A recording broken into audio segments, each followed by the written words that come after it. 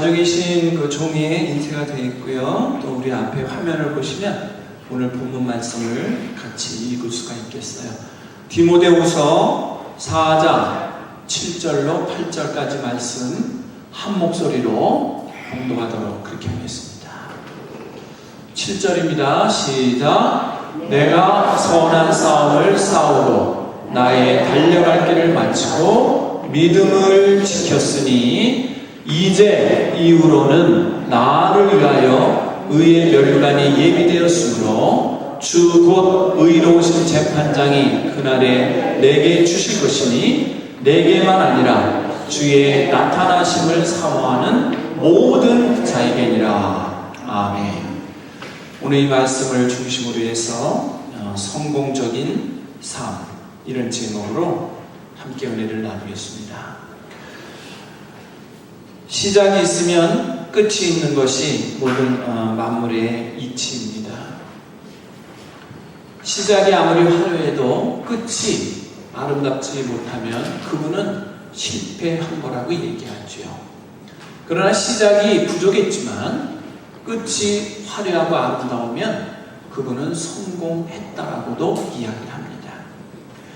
오늘 이 본문을 기록한 사도 바울은 훌륭한 문화에서 공부를 하고 가문에서 태어난 사람입니다. 그러나 그는 예수를 믿지 않았었습니다. 가장 포악한 자로 예수 믿는 이들을 핍박했던 사람이지요. 그러나 그가 훗날 회심을 하고 주님을 만난 이후부터는 죽을 때까지 주님을 위해서 살다가 하나님의 부름을 받은 순교자의 삶을 산 사람이 바로 사도 바울이었습니다. 바로 이 사도 바울이 자기의 생애를 마감할 무렵에 유언과 같이 남긴 말이 바로 오늘 본문이에요. 오늘 본문이에요. 그래서 오늘 본문은 우리가 너무 잘 알고 있는 내용이죠. 그가 고백하고 있는 오늘 본문 내용 속에서 그의 인생의 전반기는 화려했으나 실패했던 삶이었어요. 왜? 예수님을 몰랐기 때문에. 그러나 후반기는 고난과 고통의 연속이요, 몸에 병이 있는데 고쳐지지 않아서 끊임없는 질고를 짊어졌던 삶이었지만 그 후반기는 승리하는 삶이었어요. 우리가 보는 판단 기준은 겉모양이 화려하고 돈이 많고 모든 게 잘 되는 것 같으면 무조건 성공했다라고 얘기해요. 근데 하나님이 보시는 기준은 속 사람이, 속 마음이 하나님 앞에 바르게 살고 하나님이 기뻐하는 자로 합하게 산 자를 성공했다라고 얘기해요. 그 말은 무엇입니까? 하나님의 기준과 우리 사람의 기준이 다를 수 있다는 거예요. 비록 이 땅에서는 어렵고 힘들고 궁핍하고 남이 볼 때 별로 화려하지 않은 것 같지만 하나님이 볼 때는 정말 귀하고 훌륭한 자로 여길 수도 있고, 이 땅에서는 화려하고 부귀영화를 누렸지만 하나님이 볼 때는 나는 너를 모른다고 할 수도 있다는 것입니다. 두 가지를 다 가지면 얼마나 좋겠어요. 그러나 부자가 천국 가는 것은 마치 약대가 바늘구멍을 통과하는 것만큼이나 어렵다라는 말이 있지 않습니까? 부자가 다 천국에 못 간다는 것이 아니에요. 부자에게 가장 큰 함정, 가장 큰 유혹은 뭡니까? 물질이 신이야. 물질이 하나님이야. 물질보다 더 중요한 게 없다고 여기는 분들이 많기 때문에 두 주인을 섬겨서는 천국에 갈 수 없다는 것이에요. 이런 의미에서 오늘 본문이 주는 교훈은 우리에게 여러 가지를 묵상하게 하는 교훈입니다. 그렇다면 이 성공적인 삶, 사도 바울이 고백하는 그 인생을 돌아보는 유언과 같은 이야기 속에서 우리는 몇 가지를 찾아보기를 원합니다. 첫 번째로 성공적인 삶은 오늘 본문을 중심으로 볼 때 선한 싸움을 잘 마쳤다라고 오늘 본문은 기록을 하고 있습니다. 오늘 본문을 보십시오. 유인물에 17절을 보시기 바랍니다. 7절입니다. 17절이 아니고 7절을 보시면 내가 선한 싸움을 싸우고 이렇게 시작합니다. 지금 유언과 같은 말을 하는데 그 첫 번째가 뭐냐? 나는 살아오면서 굉장히 많이 싸웠는데 선한 싸움을 싸웠다. 이렇게 고백하고 있습니다. 우리가 승리한다는 것은 싸움에서 이겨야 됩니다. 운동선수가 경기에서 이겨야 됩니다. 공부하는 학생이 생존 경쟁에서 이겨야 됩니다. 직장 다니는 분이 상관에게 인정받고 승진을 하고 자기의 성공 가도를 달려야만 성공했다라고 여깁니다. 싸워서 지면은 나 혼자야. 이겨야 승리자가 되는 것이죠. 그런데 이 세상에서의 싸움은 어떤 싸움입니까? 자기가 출세하기 위한 싸움, 내가 국회의원에 당선하기 위한 싸움, 내가 남을 누르고 1등을 하기 위한 싸움, 다 나의 욕심과 나의 만족을 이루기 위해서 열심히 싸우는 싸움입니다. 근데 사도 바울이 얘기하는 싸움은 선한 싸움이라고 얘기합니다. 선한 싸움은 뭡니까? 싸움은 싸움인데 목적이 주님의 말씀을 지키려고 하는 싸움, 내 마음의 정직성을 끝까지 지키려고 하는 싸움, 하나님의 의를 행하려고 하는 싸움, 하나님이 기뻐하는 뜻을 온전히 이루어드리고자 열심히 싸워서 이기는 그 싸움을 선한 싸움이라고 오늘 본문에서 고백하고 있습니다. 그러니 세상 사람들이 얘기하는 싸움하고는 달라요. 사도 바울이 지금 말씀을 묵상하고 그 말씀대로 살려고 노력하는 것은 그 목적이 뭐예요? 이 그림을 보시면은 익신나무 지금 출구로 나가서 어디를 향합니까? 해븐. 하나님 나라 천국. 천국을 향한 나의 목표를 위해서 나는 싸운다는 것입니다. 세상 사람들은 내가 부자가 되기 위해서 싸우고, 내가 대통령이 되기 위해서 싸우고, 나의 꿈을 이루기 위해서 싸우고, 내 자식을 훌륭하게 키우기 위해서 가해 공부를 시킵니다. 투자를 해서 사교육을 엄청나게 시키면서 싸우는 겁니다. 그런데 사도 바울이 싸운 선한 싸움은 천국을 가는 자로서의 합당한 길을 걷는 장애물이 되는 것과 싸우는 것이죠. 그 싸움이 바로 선한 싸움이에요. 인생의 성공의 판단은 어디에 있는가? 그가 잘 살았어. 인기도 있었지? 야, 그 이름 석자가 남기고 가네. 여기에 가치가 있는 것이 아니라 어떻게 살았느냐. 이게 중요한 것이에요. 어떻게 살았느냐. 바로 사도 바울이 말하는 성공적인 삶의 첫째는 선한 싸움에서 이겨야 한다고 고백하는 거예요. 그런데 이 선한 싸움은요, 결국은 자기와의 싸움이에요. 내 자아를 이기는 거예요. 내 안에 욕심을 눌러야 돼요. 내 안에 시기와 미움과 질투를 눌러야 돼요. 그거를 이기는 거예요. 그런데 그게 어르신들 경험해봤죠? 쉬워요? 겉으로는 괜찮아요 이러지만 속에는 부글부글 끓어요. 굉장히 어려운 거예요.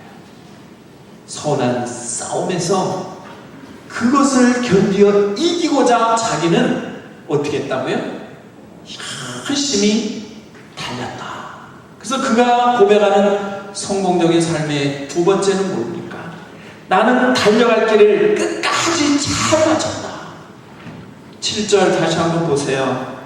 내가 선한 싸움을 싸우고 나의 달려갈 길을 마치고. 달려갈 길을 마치고. 달려갈 길을 잘 맞춰야 돼요. 잘 맞춰야 됩니다. 육상 선수가 저쪽 목적지까지 뛸 때 이탈하지 말고 목적지까지 잘 가야지 훌륭한 선수예요. 가다가 삼천포로 빠지면 어떻게 돼요? 전부 다 달려간 다음에 꼴찌로밖에 갈 수가 없는 거예요. 목적을 갖고 사도 바울은 천국을 향한 목적을 갖고 방해가 되는 것을 다 떨쳐버리면서 나의 인생길을 끝까지 달려왔다. 이제 나는 하나님이 부르실 날이 얼마 안 남았어. 그러나 나는 나의 달려갈 길을 성실하게 잘 마치는 지점까지 왔다라고 고백하는 거예요. 근데 우리 하나님께서 평가하는 기준은 세상하고 달라요.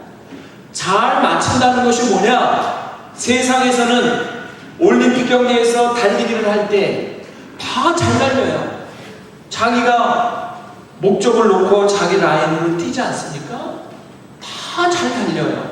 그런데 금메달, 은메달, 동메달 딱 끊어. 그 다음에는 아무것도 없어. 잘 달렸구만. 4등으로 들어오고 5등으로 들어오면은 아우씨. 4년 동안 땀 흘리고 준비한 올림픽 게임에서 4등 이하는 아무것도 없어요. 환영하는 사람도 없이 끝나. 1등, 2등, 3등만이 메달을 받고 면류관을 쓰고 기분 좋게 금연하는 거예요. 근데 하나님께서 판단하는 기준은 8절에 보면 이제 이후로는 나를 위하여 의의 면류관이 예비되었으므로 의의 면류관을 받는 그 확신을 갖는 자는 어떤 자냐? 잘 달리고 최선을 잘 열심히 최선을 다해서 달리기만 하면 우리 주님은 다 면류관을 주신다는 거예요. 이게 달라요. 우리 주님께서는 너 1등이다, 너 2등이야, 너 3등 끝! 그 다음부터는 못 들어와 이렇게 커트라인을 정해놓고 천국으로 들어오는 사람과 못 들어오는 사람을 끊어버리는 게 아니고 우리 주님께서 의의 면류관을 가지고 기다리는 자는 최선을 다해서 잘 달려서 골인 지점까지 오기만 하면 등수를 묻지 않아요. 등수를 묻지 않아요. 네가 어떻게 달려왔느냐 그것만 묻는 거예요. 내가 겨서 왔더라도 다리가 아파서 오다가 잠깐 앉았다가 남이 갔는데 또 일어나서 한 목표만 가지고 왔다면 남은 2시간의 올 거리를 하루 만에 왔더라도 네가 건강이 좋지 않은데 불구하고 최선을 다해서 앉았다 일어났다 하면서 오직 한 목적만 바라고만 왔다면 나는 너에게 면류관을 주겠다고 약속하시는 겁니다. 그렇기 때문에 하나님 앞에서 의의 면류관을 받을 수 있는 자는 금메달만을 위해서 달린다고 받는 게 아니라 내가 최선을 다해서 궤도를 이탈하지 말고 그 목적지를 향해서 잘 달리기만 하면 주님께서는 똑같은 삶으로 기다리면서 면류관을 씌워주신다고 약속하는 겁니다. 그렇기 때문에 이 그림을 보십시오. 열심히 달린 선수 중에 지금 월계관을 받아 쓰는 한 선수가 있잖아요.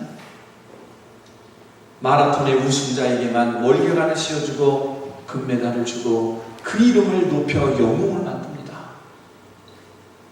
그렇게 땀 흘리고 죽고 42.195km를 2시간 3시간 걸려서 한 번도 못 쉬고 뛰어온 그 많은 선수는 모든 영광이 없어요. 오직 월계수를 쓰고 금메달을 따는 그 한 선수에게만 모든 영광을 주는 것이 이 세상의 기준이라면 우리 주님이 의의 면류관을 가지고 기다리는 대상은 잘 달려서 목적지까지 오면 다 가주는 거예요. 상을 다 가주는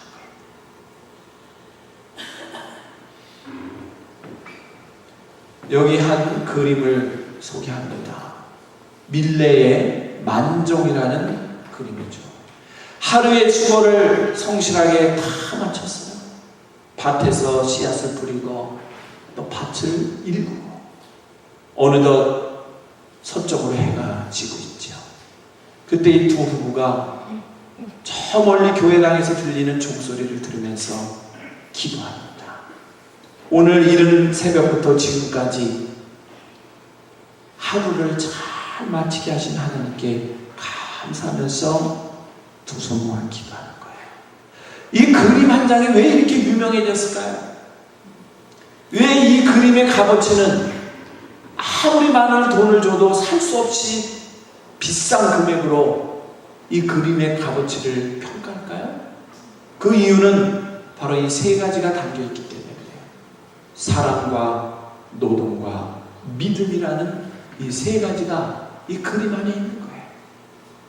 부부가 사랑하지 않고는 꾸준히를 같이 할 수 없어요. 매일같이 땀을 흘리면서 씨를 뿌리고 거름을 주고, 비가 오면은 저수지에서 물을 떠다가 뿌려주고, 또 비가 너무 많이 내리면 떠내려갈까봐 뚝방을 쳐서 막아가지고 보호해주고, 이 사랑의 수고와 헌신이 없이는 절대로 결실을 맺을 수 없는 것이 뭡니까? 농사 짓는 일이죠. 거기에는 노동이 따라가는 거예요. 땀의 대가가 들어가는 거죠. 그러나 이 그림은 더 중요한 것은 뭐예요? 하나님이 주신 은혜 안에서 믿음을 지키고 있다는 그 내용을 여기에 보여주고 있습니다. 그렇기 때문에 이 그림은 전 세계인들이 가장 명화로 인정하는 훌륭한 그림으로 인정을 받는 거예요. 우리는 내 인생이 끝날 때만이 마지막이 아니에요. 하루가 시작하고 하루가 마칠 때도 하루를 결산하는 그 마지막이 있는 거예요.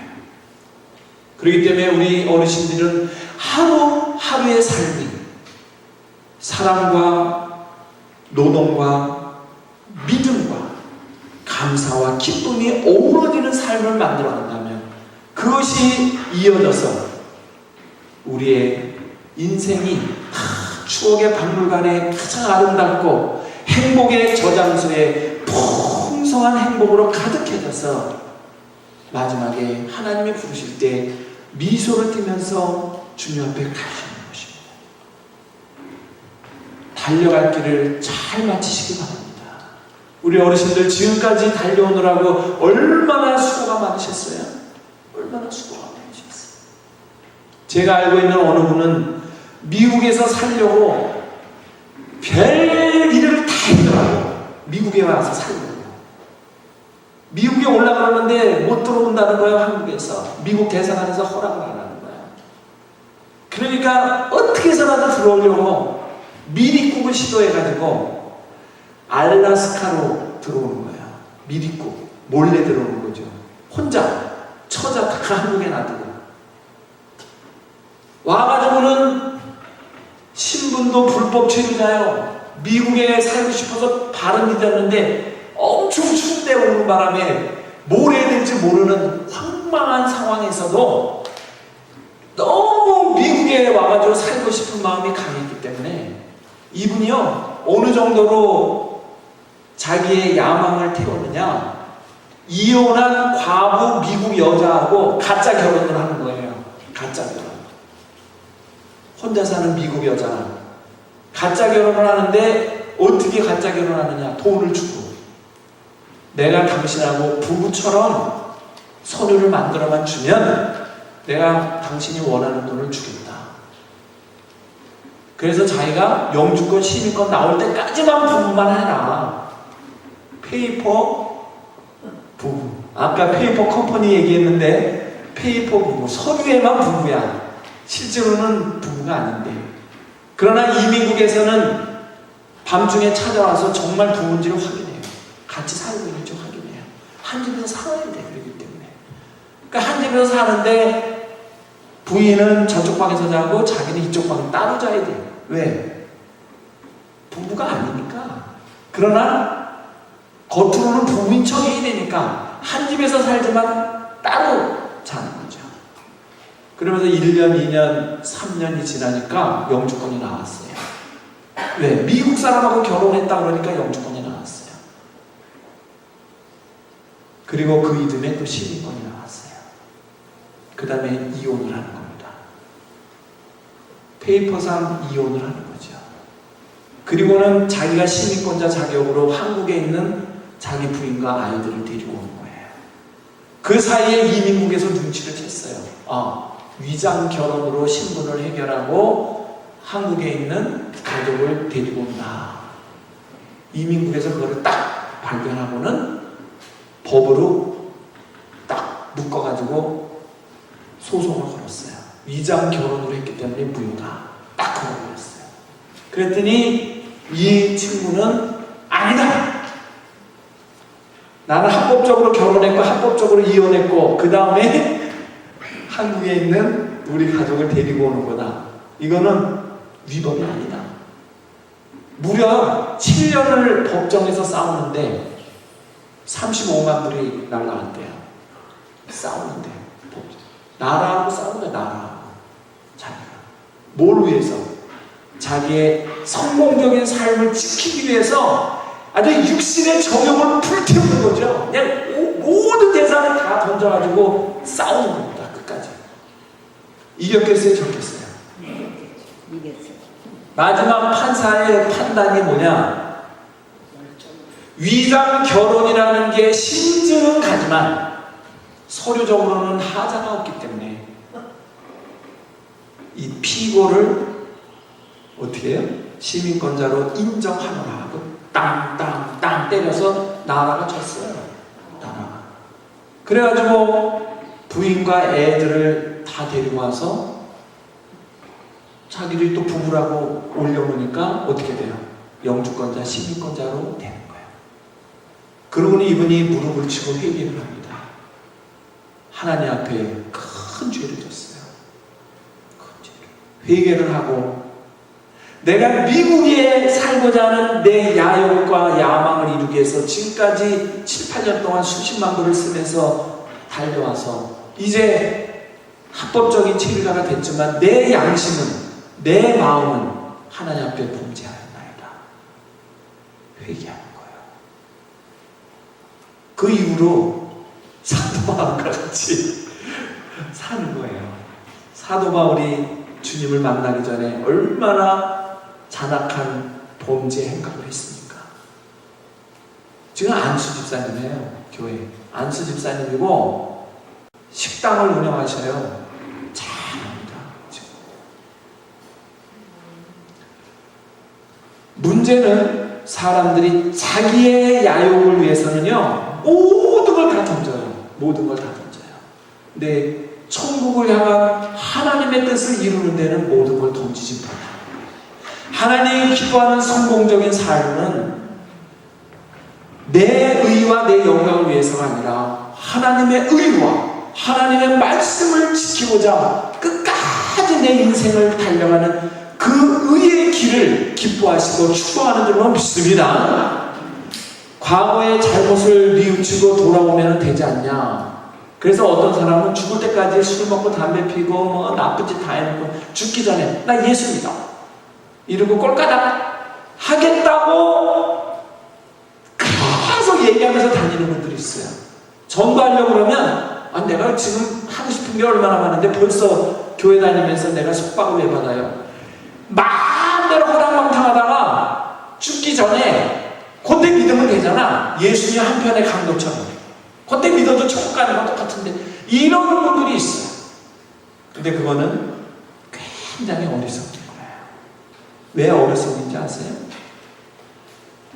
주님을 믿음으로 구원받는 거는 죽기 직전에 믿고 구원받든 태어날 때부터 믿음 안에서 자라나서 구원받든 구원받는다는 거는 같아요.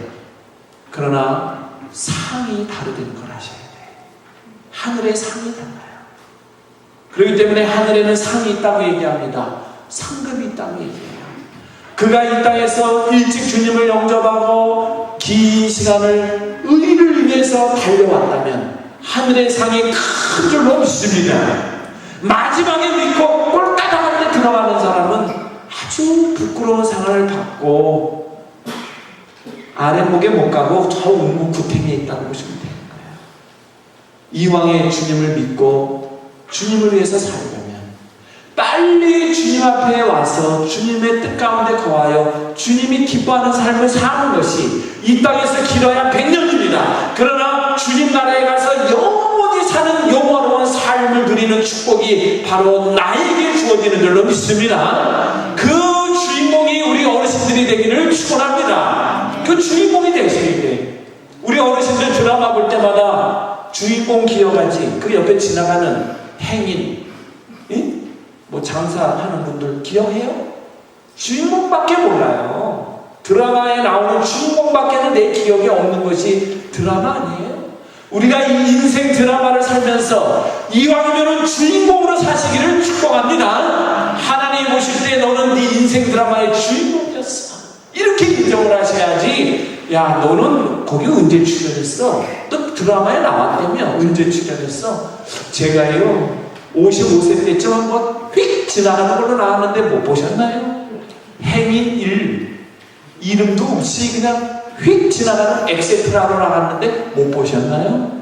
야, 이놈아, 주인공 이름도 가물가물한데 휙 지나간 사람을 내가 어떻게 알아? 이런 부끄러운 모습으로 쓴다면 얼마나 나의 삶이 창피하겠어요. 우리가 주인공으로 사는 꿈을 꾸시고 이제 남은 삶, 사도 바울과 같이 이제 달려갈 길을 다 마치는 시점으로 달려가는 이 남은 삶은 정말 우리 어르신들 생애에 인생 드라마의 주인공으로 살아가시기를 축원합니다. 그 주인공이 되는 것은 뭐예요? 바로 선한 싸움을 싸워야 돼. 이제부터 선한 싸움을 싸우세요. 모든 미움과 시기 질투에서 자유함을 누리시고 베풀고 사랑과 양성과 온유로 이제 남은 삶을 살려고 해보십시오. 그것이 하나님이 기뻐하는 삶, 믿음을 잘 지키는 삶이죠. 바로 이 밀레의 만종은 사랑과 노동과 믿음이 연합한 작품으로 많은 분들이 좋아하는 그림으로 남아있어요. 마지막 세 번째로 성공적인 삶은 오늘 본문에서 뭐라 그래요? 믿음을 지켰으니 이렇게 말씀하고 있어요. 우리가 지킬 게 많이 있어요. 재산도 지켜야 되고 건강도 지켜야 되고 명예도 지켜야 되고 내가 지켜야 될 게 많이 있어요.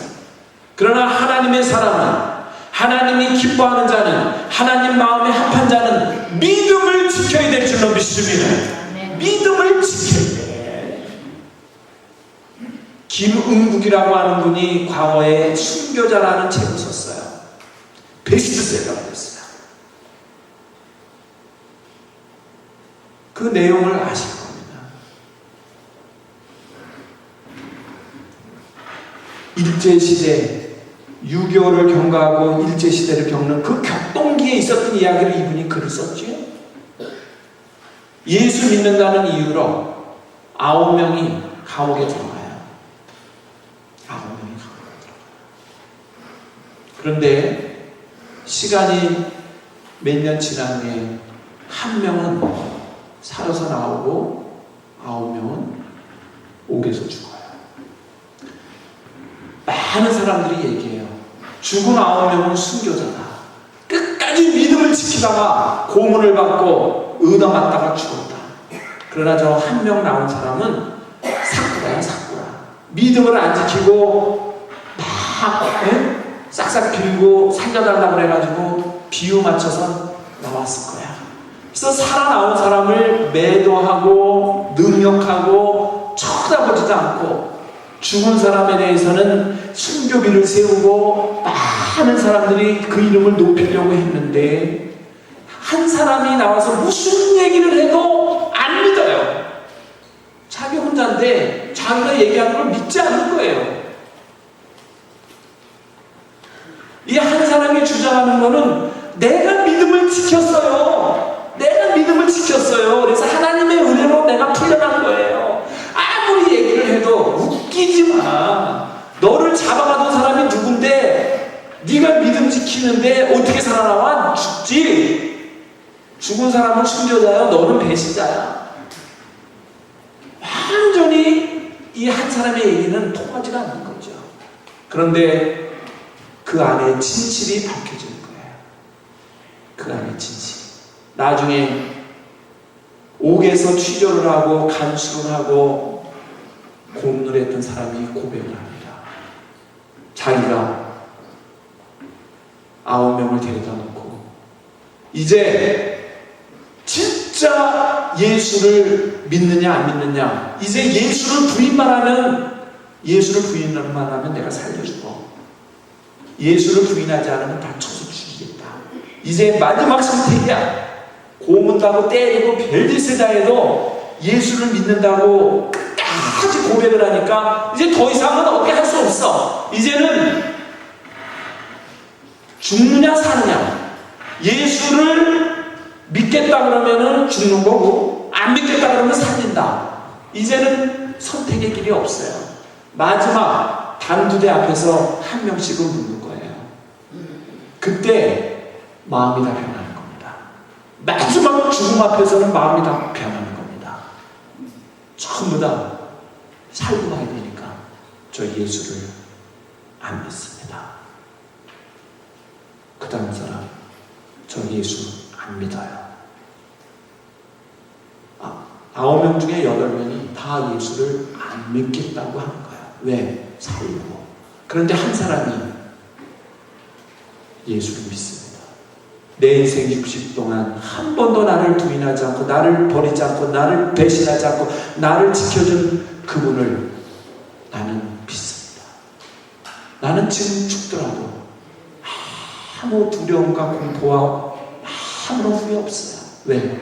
주님 품에 가서 영원히 살 것을 믿기 때문에 저는 내 믿음을 버릴 수가 없어요.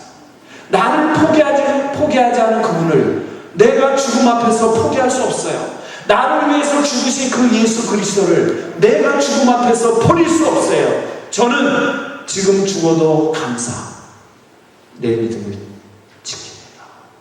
그 순간에 이 간수가요, 마음이 바뀐 거예요. 이 사꾸라들은 다 죽여, 진짜 믿음을 가진 사람은 나가 해서 한 사람이 살아나온 거예요. 나머지 가짜 신자, 가짜 믿음을 포장했던 위선자들은 다 죽여. 왜? 이 가짜들, 위선자들은 살아봤자 빛과 소금의 역할은 고사하고 썩은 기름의 역할도 못하는 폐인들과 똑같은 인간들이야. 그래서 8명은 다 죽인 거예요.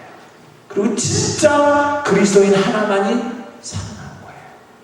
근데 그 사람이 아무리 내가 믿음을 지켰다 그래도 아무도 안 믿는 거야. 아무도 안 믿는 거야. 그런데 사형을 집행한 사람이 마지막에 고백을 함으로 밝혀진 거죠. 여러분, 이 믿음을 지킨다는 것은 무엇이에요? 어떤 상황 앞에서도 십자가를 바라보고 주님이 나를 향하여 흘리신 보혈의 피를 생각하며 죽음 이상의 무서운 것은 없잖아요. 죽음 이상의 무서운 공포는 없어요. 그 앞에서도 주님을 부인하지 않는 결연한 삶, 결연한 나의 신앙 고백이 믿음을 지키는 것입니다. 믿음을 지킬 수 있냐고 물어보면 다 지킬 수 있다고 해요. 그러나 극단적인 상황이 가면 전부 다 부인합니다. 죽음 앞에서 자유로운 자는 하나도 없습니다. 전 대통령이었던 김대중 씨가 고백하는 게 하나 있었어요. 자기가 생활신조가 거짓말 안 하는 거였대요. 그리고 민주화를 위해서는 끝까지 내가 죽더라도 민주화를 쟁취한다는 게 자기의 신조였대요. 그런데 이분이 고백합니다. 한 번 거짓말한 적이 있습니다. 언제? 옥고를 치르면서 고문을 당하고, 그래서 다리가 쩔룩쩔룩하는 불구자 비슷하게 됐었죠. 고문을 받고 취조를 받다가 며칠을 재우지 않습니다. 눈 뜨면 불을 다 켜놔요. 눈 감아도 화내요. 근데 재우질 않아요. 먹을 거 안 줘요. 맨날 데려다 놓고, 자, 여기 진술서 이렇게 썼으니까 빨리 도장 찍어. 못 찍어. 도장 찍어. 못 찍어. 그러면 또 고문하고, 이 짓을 하루 이틀이 아니라 계속 반복하다 막 정신이 돌아가지고 막 제정신이 아닌 거예요. 막. 근데 마지막에 너 이제 죽어. 너 죽어. 죽는데도 안 할 거야? 그 순간에 속으로 그랬대요. 나 한 번만 거짓말 하겠습니다. 나 죽으면 안 돼요. 나 죽으면 내가 아무것도 못해. 살아야 돼요. 마지막에 거짓말을 한 번 했대요. 그래서 거기다가 도장 찍어가지고 죽기 전에 살았대요. 그 고백을 합니다. 죽음이라는 거는 그 어떤 것도 이길 수 없는 마지막 우리의 한계. 그 앞에서는 모든 걸 포기하고 모든 걸 부인하고 모든 것을 달라고 하면 다 줄 수밖에 없어요. 왜? 죽음과 바뀔 거라고는 아무것도 없어요. 내가 살아야 되니까. 재산이 수천억이 있으면 뭐예요? 죽으면 끝인데 살아야 되니까. 온갖 거짓과 위선과 타협과 온갖 불의를 다 저지르는 게 뭐예요? 죽음 앞에서는 다 하는 거예요.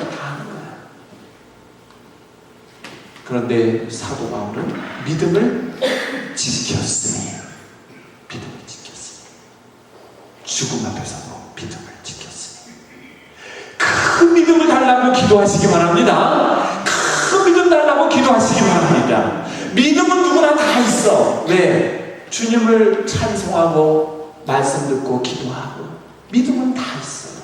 문제는 그 믿음이 충만해서 죽음 앞에서도 믿음을 지킬 것이냐, 아니면은 바람이 나는 겨와 같아서 조그마한 고통과 어려움만 닥치면은 슈 모래바람에 날아가는 모래집같이 흔적도 없이 사라지고 내 양심 팔아먹고 내 믿음을 쳐버리고 내가 흔들흔들하는 하잘것없는 믿음의 소유단지를 내가 결정을 하셔야 될 것입니다. 하나님이 기뻐하는 자는 어떤 상황에서도 요동하지 아니하고 큰 믿음을 갖고 믿음이 충만해서 믿음을 지켜놓으라고 고백할 수 있는 담대한 자를 축복하시는 줄로 믿습니다. 그 주인공이 되시기를 축원합니다. 그 주인공이 되시기, 믿음을 지켰다는 것, 이거는 단순한 것이 아니에요. 죽음 앞에서 주님을 부인하지 않는 것이에요. 오늘 본문을 보세요. 7절과 8절을 한번 제가 말씀하신 거를 생각하면서 읽어봅시다. 10절과 8절 시작.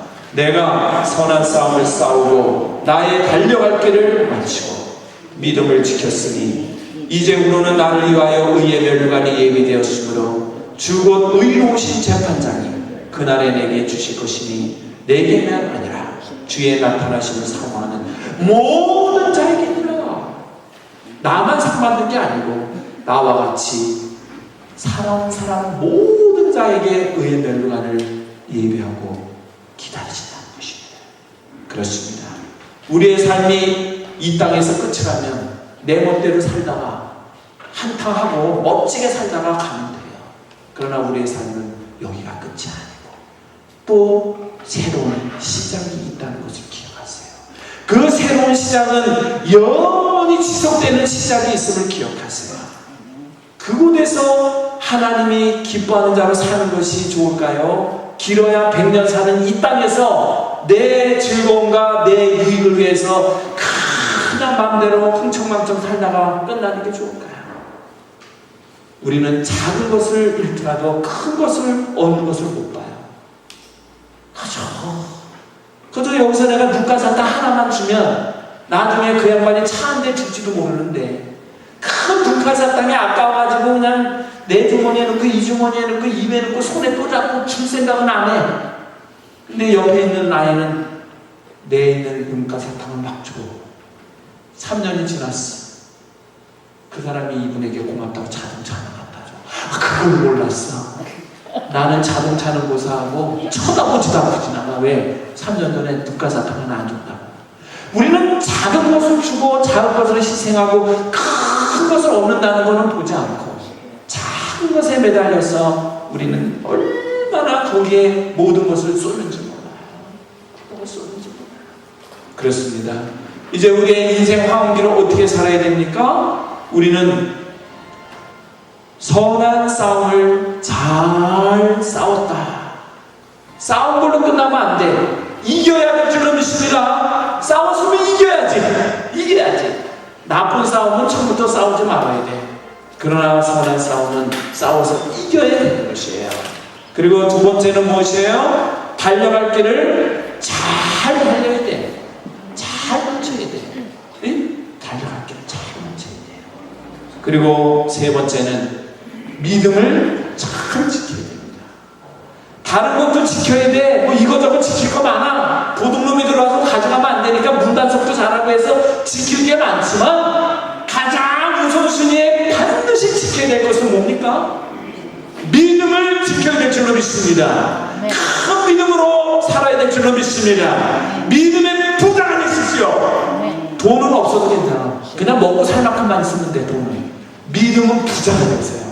그래서 막 나눠줘도 또 나와. 믿음이 부자가 돼가지고 그럴 때 하나님은 의의 멸류관으로 기다리시고 큰 자로 삼으신다.